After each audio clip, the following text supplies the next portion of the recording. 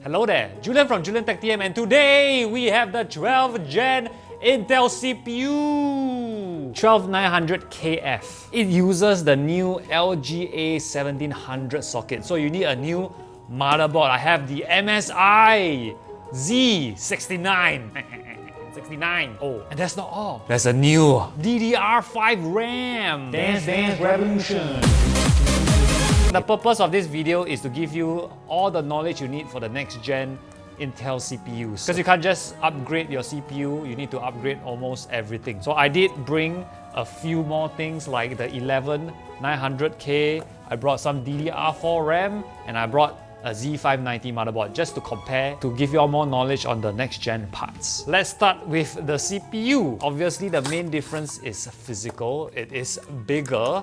It's a rectangle. It's not a square anymore. Previously, the 11900KF only had 8 cores. This one have 16 cores. Okay, but here's the difference. It's a hybrid CPU. It has 8 regular cores, the one you normally expect from Intel, with 16 threads, and we have another 8 low-powered cores with only 8 threads. So it's a total of 16 cores, 24 threads. Mainly you see a hybrid core in mobile phones or laptops. So it's interesting that they implemented this in a desktop CPU. I'll get to this later on in the video. Let me get the performance. Next up, I have the G.Skill Ripsaw S5 DDR5 RAM. This is 2 x 16 gigabytes of 5200 mega transfer per second. Yes, 5200. The last upgrade we've seen in RAM was in 2014. Yes, it took 7 years for DDR5 to finally be available in the market. There are a couple of differences. You're going to see higher speed with that higher latency. So this one has CL40. But here's the difference. Instead of DDR4's 1 lane of 64-bit, the DDR5 have 2 lanes of 32 bits. To cut to the chase, this won't improve the speeds per se, but it does improve efficiency and latency. So even though the DDR5 runs at CL40, it's not going to run the same as DDR4 CL40. So the max capacity for one of the RAM module is increased from DDR4 64 gigabytes to DDR5 128 gigabytes. You can have 128 in one single stick.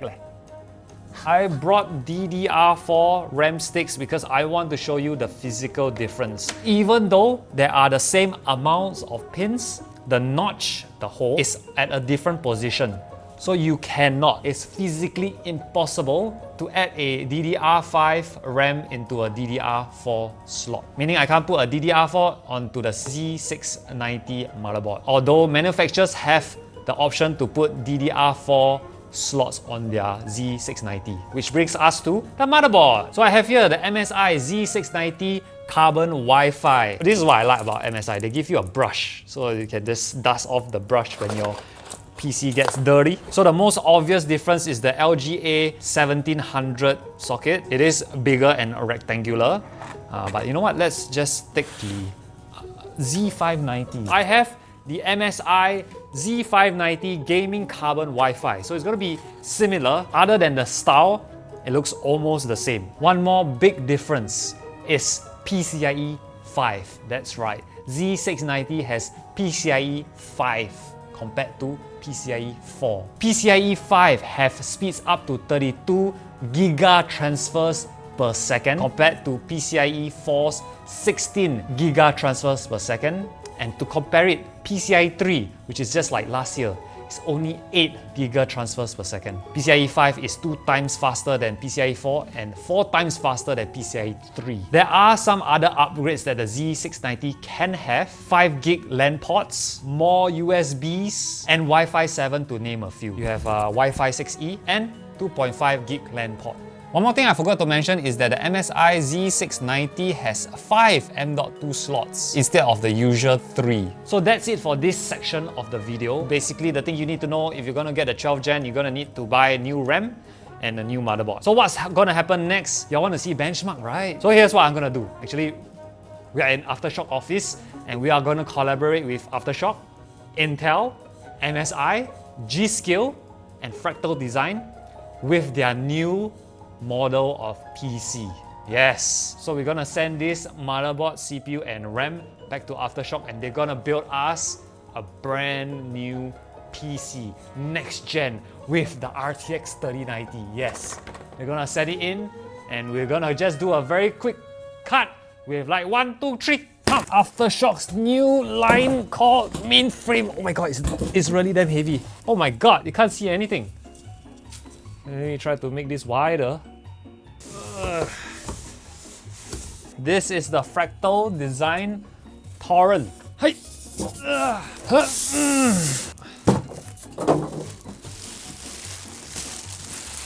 It's a little bit messy at the sides, but no choice lah. So we have the PC over here. Let's do the peel. Voila. My god.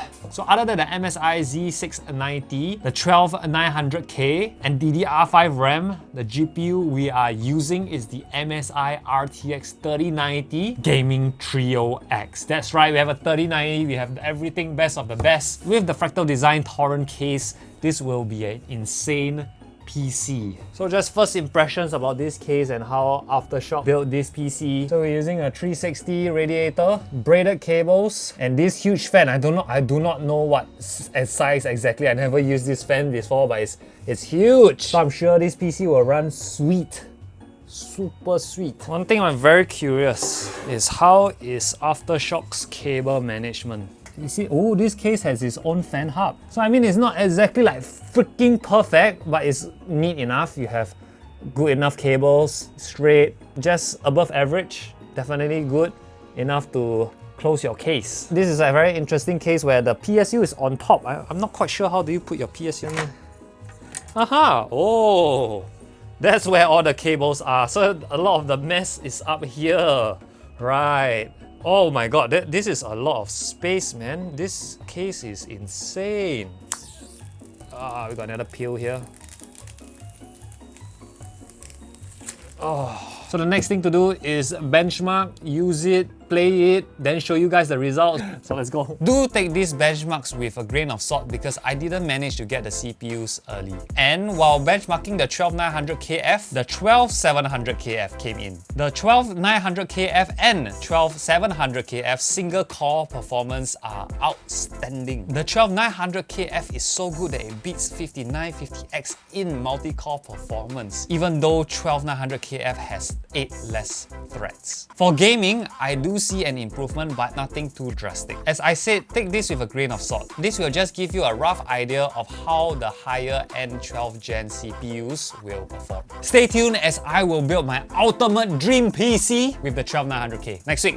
So if you gotta miss that, hit the subscribe button, click that red button, become grey. Now onto the overclocking. One problem I see with the 12900KF is that it's a hot CPU. Running Cinebench R23, there is no headroom for overclocking. It will thermal throttle at 4.7 GHz. So it can't get to the boost speed of 5.3 GHz. So I think having a custom water loop will really help this CPU out. Single core performance though, I managed to overclock the CPU to 5.5 GHz. And the single core performance for the R23 Cinebench is, let me check, 2119. So I improved it by 5%. But looking at the temperatures, if you're going to use like full capacity of the CPU, if you have a setup like me, an all-in-one 360 radiator, you'll probably be able to use all cores at 100% at 4.4 GHz to get about 80 degrees, a little bit more comfortable in temperatures. And as I mentioned, this CPU is a hybrid CPU. The 8 performance cores and the 8 efficiency cores run at different frequencies, so that's something to take note. In conclusion, I wish I had more time with the CPUs. But with the limited time I had benchmarking this PC, and if there's no software issues, I think Team Blue is back on the market. Content creators might still stick with their 5950X because of core and thread counts. But for everything else like gaming, working or computing in general, Intel looks very promising to take back these sections of the market. Other than that, I hope you enjoyed this video. If you have any questions about this PC or Intel's 12th gen CPU, leave it in the comment section below. Other than that, I'm gonna do a crazy build because this build is by Aftershock, right? Next week, hopefully it's next week lah, I'll do my very own PC custom water loop. Look out for that. Hopefully it's next week.